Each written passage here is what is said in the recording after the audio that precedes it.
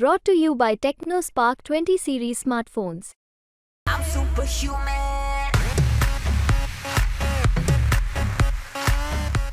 बीड लोकसभेच्या निवडणुकांची रणधुमाळी चालू आहे, प्रचार चालू आहे। महायुतीकडून पंकजा मुंडे हे उमेदवार आहेत, तर त्यांच्या विरोधात बजरंग सोनवणे हे महाविकास आघाडी शरदचंद्र पवार यांच्या राष्ट्रवादीकडून आहेत। आपल्यासोबत स्वतः बजरंग सोनवणे आहेत। पप्पा काय सांगाल, एकंदरीत दौरा करताय, कसा आहे दौरा, काय प्रतिसाद नाही? लोकांनी ही निवडणूक सध्या हातात घेतलेली आहे। लोकांनी ठरवून टाकलं आहे की आता निकाल काय द्यायचा आहे। त्याच्यामुळे ह्या निवडणुकीत जनता विरुद्ध पुढारी, त्याच्यामुळे आमच्याकडे एकच गब्बर आहे। पप्पा, तुम्ही तुमच्या भाषणामध्ये काल म्हणालात की सोन्याचा चमचा घेऊन आम्ही जन्माला आलेलो नाहीत, आमचे वडील काय मंत्री नव्हते, असं तुम्ही एकंदरीत टोला लागवलेला आहे। त्यावरती काल धनंजय मुंडे यांनी उत्तर देत म्हटलेलं आहे की बजरंग सोनवणे नेमकी शेती करतात, त्यांच्या शेतीमध्ये काय पीक हे बघणं गरजेचं आहे। काय सांगाल एकंदरीत? ते काय बोलले हे मी काय ऐकलं नाही। त्यांनी जी बोललं त्याचा अभ्यास करू, पण ते जर असं बोलले असतील तर त्यांना सगळा अभ्यास आहे ना, ते आलेले आहेत माझ्याकडे सगळं।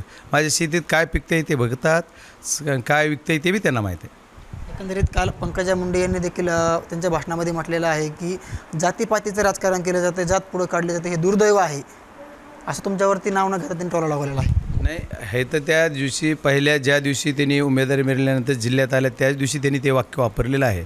आणि याच्या माध्यमातून कुणी जात काढली हे मला माहीत नाही। आता तुमच्या माध्यमातूनच मी ऐकतोय, त्यांच्या तोंडून निघते, कोण प्रत्येक वेळेस त्या विषयाला हात घालतंय, याच्यावर आम्ही बोलण्यापेक्षा आपलंच उत्तर आहे, आपला प्रश्न हेच उत्तर आहे।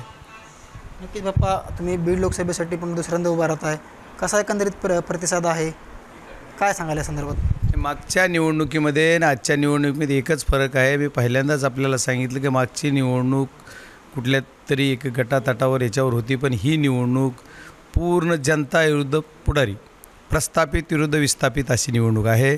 आणि त्याचं नेतृत्व आमचे कॅप्टन संदीप भैया आमच्यासोबत आहेत।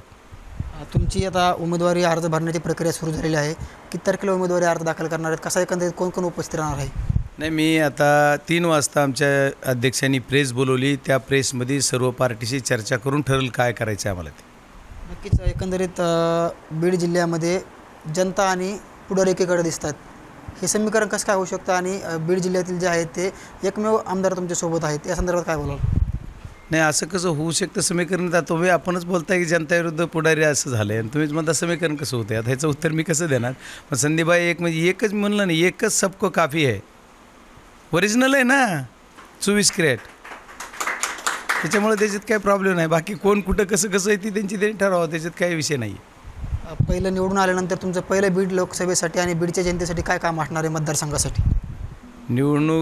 निवडून आल्याच्या नंतर मी बीड जिल्ह्याचं दरडोई उत्पन्न वाढविण्याचा प्रामाणिक प्रयत्न करणार आहे। दरडोई उत्पन्न वाढविण्यासाठी ज्या ज्या विकास कामाचे किंवा ज्या योजना कराव्या लागतात खासदार म्हणून त्या मी करणार आहे। हे होते बजरंग सोनवणे, आपल्यासोबत संदीप क्षीरसागर आहेत, एकमेव आमदार आहेत तिथं। काय सांगाल भैया, स्टार प्रचारक म्हणून फिरताय, कसं बघता याकडे?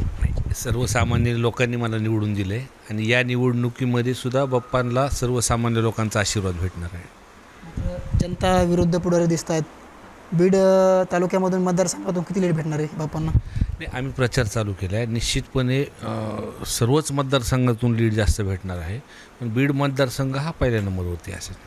नक्कीच या ठिकाणं प्रतिक्रिया दिलेली आहे आणि येणाऱ्या निवडणुकीमध्येच काय आहे ते ठरवणार आहेत। दुसरी गोष्ट म्हटलं तर आज पत्रकार परिषद घेऊन उमेदवारी कशी दाखल करायची हे जाहीर करणार आहेत। कॅमेरामन प्रदीप काशीसोबत मी योगेश काशीत, मुंबई तक।